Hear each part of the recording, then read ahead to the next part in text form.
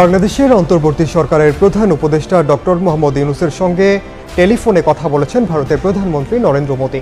If you destabilize Bangladesh, it will spill over all around Bangladesh, including Myanmar and Seven Sisters and West Bengal, everywhere. ভারতকে কঠোর হুঁশিয়ারি দিলেন doctor Mohammad Yunus. বাংলাদেশের দিকে চোখ তুলে তাকালে ভারতকে আস্ত রাখবেন না ডক্টর মোহাম্মদ ইউনূস। বাংলাদেশের অভ্যন্তরীণ বিষয়গুলোতে ভারত হস্তক্ষেপ করতে চাইলে ভারতকে অস্থিতিশীল করে দিবে বাংলাদেশ, এমনটাই বলেছেন ডক্টর মোহাম্মদ ইউনূস। তাছাড়া বাংলাদেশ সরকারের একাধিক মন্ত্রী বলেছে ভারতকে আর সুযোগ দেওয়া যাবে না, যার ফলে ভারতের সাথে বাংলাদেশের সামরিক সম্পর্ক এবং কৌশলগত সম্পর্ক তলানিতে পৌঁছাতে পারে। গত 16 বছর বাংলাদেশ পরিচালনা করেছে শেখ হাসিনা সরকার। তিনি ঢালাওভাবে ভারতের সমর্থন পেয়েছেন, এমনকি রাজনৈতিক আশ্রয়ের জন্য ভারতে পালিয়েছেন। আমি কি আপনাদেরকে একবার বলছি আমি নির্দোষ? তখন আমার আবেগে কাজ করছে, বিবেক কাজ করে নাই। তখন যদি আমার বিবেকটাই কাজ করতো তাহলে আমি এত বড় পাপের মধ্যে জড়িয়ে যেতাম না। ভারত শেখ হাসিনাকে সমর্থন করার বিনিময়ে সকল স্বার্থ হাতিয়ে নিয়েছে। যেমন সামরিক নীতিমালা অনুযায়ী ভারতের সমরাস্ত্র বাংলাদেশ কিনবে না এমন সিদ্ধান্ত নিলেও শেখ হাসিনা সরকার সেটি পরিবর্তন করে এবং ভারতের যুদ্ধাস্ত্র বাংলাদেশ ক্রয় করে। অথচ এই বিষয়টি নিয়ে সেনাবাহিনী পর্যন্ত সন্তুষ্ট ছিল না, কারণ ভারতের যুদ্ধাস্ত্র ক্রয় করা মানে আত্মহত্যার শামিল। পাশাপাশি শেখ হাসিনা সরকার বাংলাদেশের অভ্যন্তরীণ বিষয়গুলোতে ভারতকে হস্তক্ষেপ করার সুযোগ করে দিয়েছিল। এছাড়া গোয়েন্দা নজরদারি করার জন্য রাডার সিস্টেম প্রতিস্থাপনের সুযোগ দিয়েছিল, যার ফলে বাংলাদেশের নৌসীমানায় যে কোনো আগাম তথ্য জানতে পারত ভারত। এটি কৌশলগত দিক থেকে একটি রাষ্ট্র বিক্রি করার শামিল। বাংলাদেশ থেকে গত 17 বছরে অনেক কিছু পেয়েছে ভারত, তার মধ্যে সর্বশেষ রেল করিডোর দিয়েছে শেখ হাসিনা সরকার। সুতরাং এত কিছু দেওয়ার পর শেখ হাসিনা এবং তার সরকারকে ভারত সমর্থন করবে এটা আর বলার অপেক্ষা রাখে না। আর এই কারণে বাংলাদেশ সরকারের পতন ভারত কোনোভাবে মেনে নিতে পারছে না, এক প্রকার তাদের হজমই হচ্ছে না, যার ফলে ভারত বহুমুখী ষড়যন্ত্র তৈরি করছে।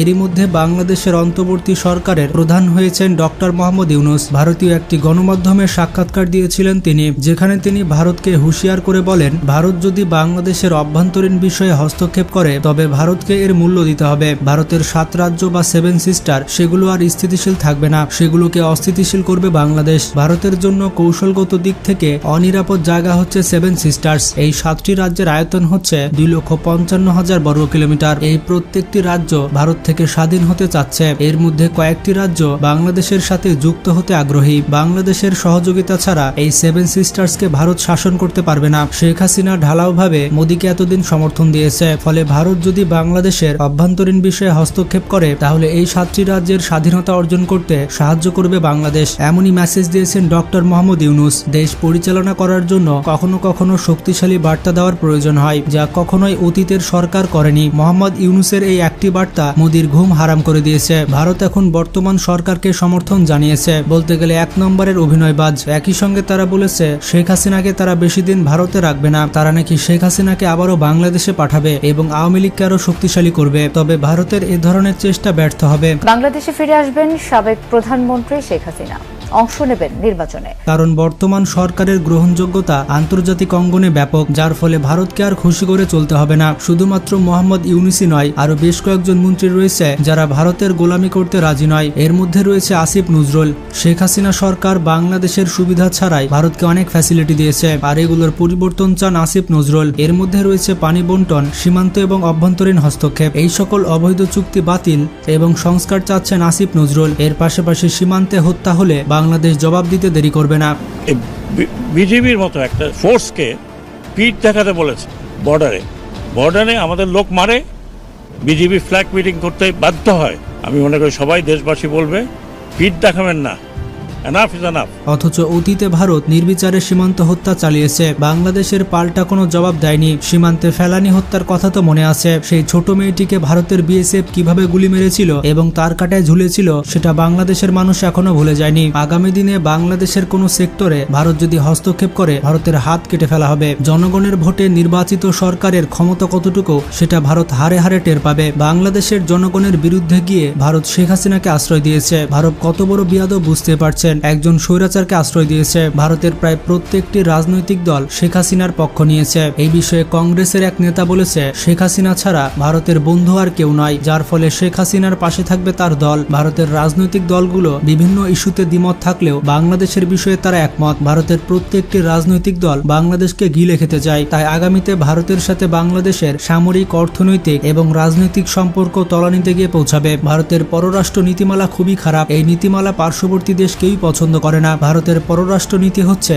জনগণের পক্ষে না থেকে কোনো একটি রাজনৈতিক দলকে সমর্থন দেওয়া। বাংলাদেশের ক্ষেত্রে আওয়ামী লীগকে প্রচুর তেল মারে ভারত। ভারতের এই পররাষ্ট্র নীতিমালার কারণে প্রত্যেকটি পার্শ্ববর্তী দেশ তাদের প্রতিপক্ষ, যেমন নেপাল, মালদ্বীপ, আফগানিস্তান, শ্রীলঙ্কা, এবার নতুন করে যোগ হয়েছে বাংলাদেশ। আর পাকিস্তানের কথা তো বাদই দিলাম। শেখ হাসিনা বলেছে তিনি অন্য কোনো দেশে যাবেন না, তিনি তার স্বামীর কাছেই থাকবেন। যতদিন ইচ্ছা ততদিন পর্যন্ত তিনি ভারতেই থাকবেন। অন্যদিকে ভারত বিভিন্ন কৌশলে তাকে বাংলাদেশের ক্ষমতায় আবারও আনতে চাইবে।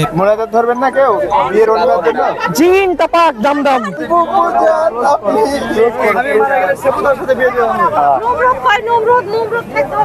নমরুদের একটা ছবি, যার ফলে বাংলাদেশের জনগণের সাথে ভারতের সম্পর্ক ভালো থাকবে না। তবে ভারতের মতো বড় দেশের চাপ একা সামাল দেওয়া সম্ভব না।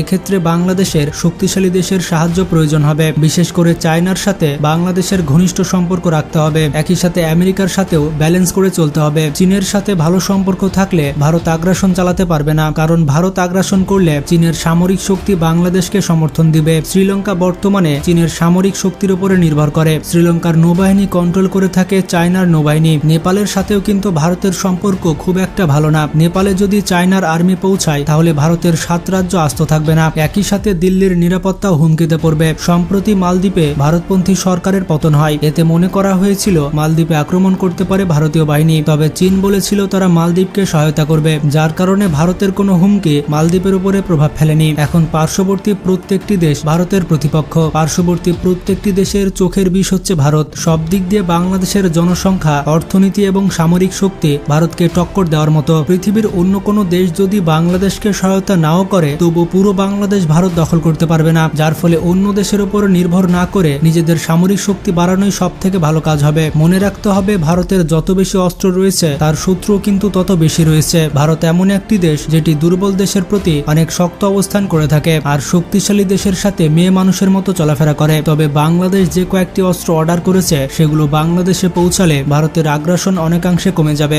ভারত যদি বাংলাদেশের সাথে সম্পর্ক নষ্ট করে তাহলে তাদের 7 রাজ্য আর থাকবে না, কারণ ভারত যে রাস্তা দিয়ে 7 সিস্টার্সের সাথে যোগাযোগ করে সেই রাস্তা বন্ধ করে দিলেই 7 রাজ্যতে অস্থিরতা তৈরি হয়ে যাবে। এই 7টি রাজ্যে ভারত কারফিউ দিয়ে রাজ্য পরিচালনা করে থাকে। এই অবস্থায় বাংলাদেশ যদি সাহায্য করা বন্ধ করে দেয় তাহলে ভারতের 7টি রাজ্য স্বাধীন হয়ে যাবে। তাছাড়া বাংলাদেশকে চাপ দিলে নিশ্চয় বাংলাদেশ বসে থাকবে না। লুৎফুজ্জামান বাবরের সময় যে 10টা অস্ত্র 7 সিস্টারে পৌঁছাতে পারেনি, যদি এখন ভারত বেশি চাপ দেয় তাহলে 10 ট্রাকের থেকে বেশি অস্ত্র 7 রাজ্যে পৌঁছাবে। কারণ বাংলাদেশ আর ললিপপ নেই যে আসবে আর চুষে চলে যাবে। ভারত এখন খুবই বিপদে রয়েছে, কারণ আশেপাশের দেশগুলি কেউ ভারতকে সহ্য করতে পারে না। আর এটি হচ্ছে তাদের পররাষ্ট্র নীতির জন্য। ভারতকে এখন একটি সিদ্ধান্তে আসতে হবে, তারা স্বৈরাচারের পক্ষ নিবে নাকি জনগণের পক্ষ নিবে। ভারতের অবৈধ দাবি আদায়ের জন্যই ভারত স্বৈরাচারকে সমর্থন দিয়ে থাকে। তাই বাংলাদেশের মানুষকেও প্রস্তুত থাকতে হবে এগুলো মোকাবেলা করার জন্য। যারা যারা বাংলাদেশকে মন থেকে ভালোবাসেন তারা এখনই ভিডিওটিতে লাইক দিন আর চ্যানেলটি সাবস্ক্রাইব করে ফেলুন। আর ভারত যদি বেশি বাড়াবাড়ি করে তাহলে তাদের একটি পণ্য বাংলাদেশে থাকবে না। যেমন ভাবে ইলিশ খাওয়া বন্ধ করে দিয়েছি, সেভাবে একের পর এক জিনিস দেওয়া বন্ধ হয়ে যাবে। তো ভালো থাকবেন, সুস্থ থাকবেন, আল্লাহ হাফেজ।